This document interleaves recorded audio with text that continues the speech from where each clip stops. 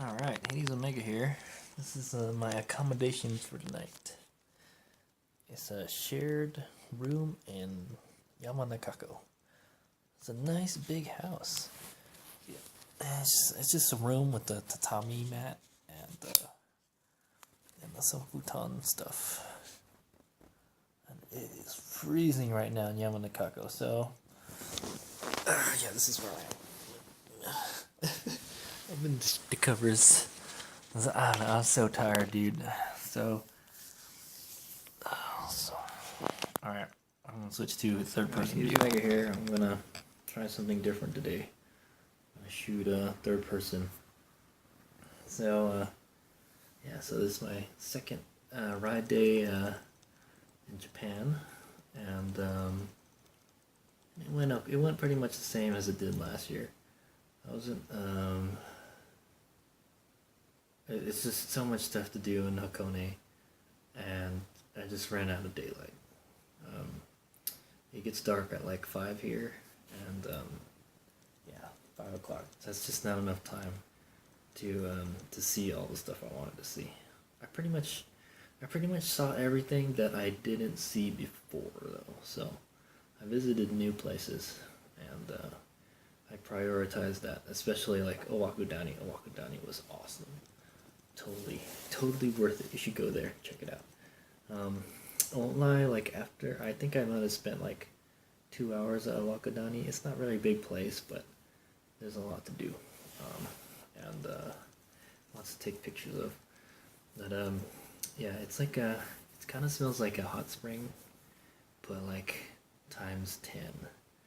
Like the sulfur smell from a hot spring, it's really bad there, and they're telling you, and there's like signs everywhere that says like poisonous gas, and like it'll make your eyes burn and stuff. And sure enough, kind of got sick of that smell after a while. I was like, I don't want to smell another hot spring or whatever for a while, So yeah, but it was awesome. It was totally worth it to go.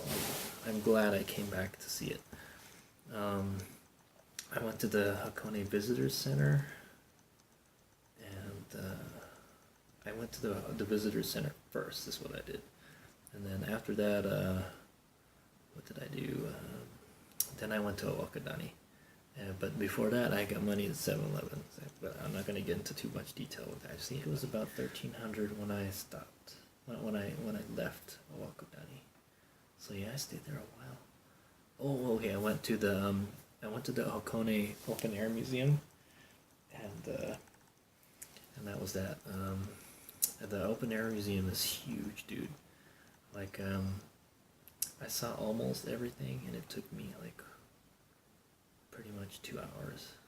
If you're going around taking pictures and looking at everything, it's pretty cool. It's not really my art. Really isn't my cup of tea. But they had a bunch of sculptures and stuff, and there's some pretty cool stuff that I dug. So, and at the end there was a Picasso art gallery exhibit, and you couldn't take pictures of it or anything. So I only have a picture of like what the building looked like. It says Picasso on it. It's like, oh, Picasso, that guy's pretty famous. And I learned a couple things. Like he liked to paint like animals and stuff, and he died at the age of 91. He lived quite a while. But yeah, I'm not going to get too much into detail with that.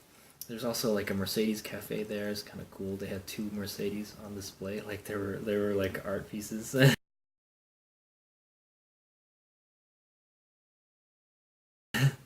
kind of cool. Oh, and there was this like cool stained glass tower. And you walk up and down it on the stairs, and it was pretty freaking rad. And you could do this. It was like a little tower, and you could see everything. I could use the zoom on the camera and like get pictures of people. Like I'll show you a couple pictures.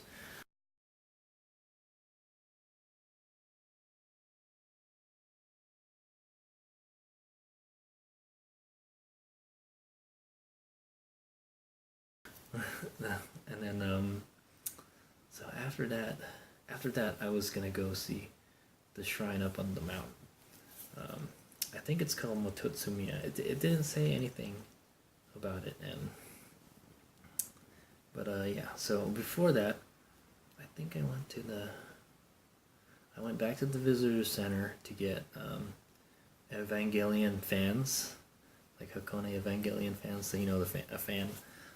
But yeah, surprisingly, there wasn't a lot of Evangelion merchandise. It seems not so good. I mean, they're not really doing the Evangelion thing anymore, It's kind of sad. They do still have the Evaya store that I went to yesterday, but they had less stuff than they did last year. So I don't know. I guess the Evangelion craziness is dying down. I think there's supposed to be another Evangelion movie coming out. I'm not sure. I haven't really caught up with all the movies yet. And yeah, so I wound up going back to. I went to Togendai, and I didn't go on the ropeway or anything or on a cruise. That's because at least that's what you do at Togendai. I went there last year, and I remember they had some Evangelion stuff. So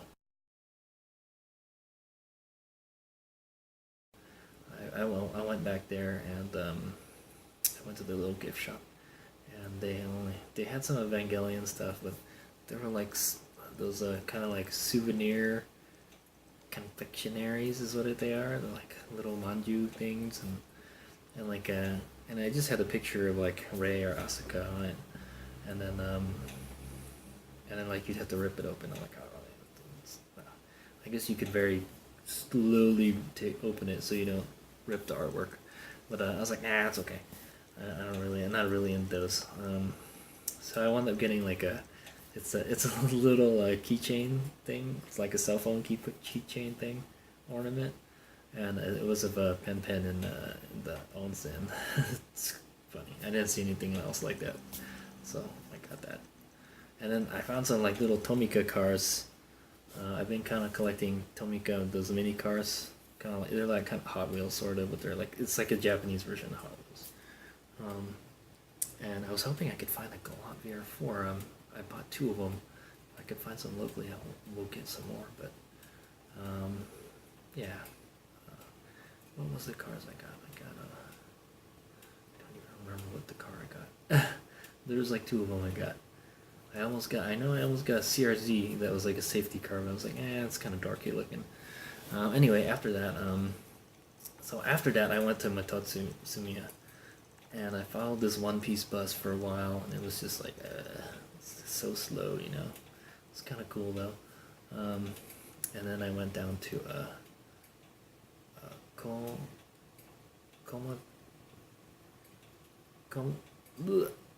it starts with a K. I'll put it on the subtitle. Komagatake, I think. Komagatake. I have a really bad memory, Anyway, we take a cable car. Oh, I don't remember. Okay, I can tell you that my GPS said 4,300 feet at the top. That's about 1,300 meters. So at the bottom, I'm assuming we're probably close to like 8,000 feet or something. So all I remember is that when we got off at the top of the ropeway, it was cold, really cold and foggy. So yeah. Yeah, so that was pretty much it. I ran out of daylight. I went up to visit the shrine, the Matatsumiya shrine, I think that's what it's called. Yeah, it was kind of a small shrine. It's kind of cool. They have built a shrine on top of like a mountain. Just like, way. Who had that idea to just build a shrine on top of the mountain,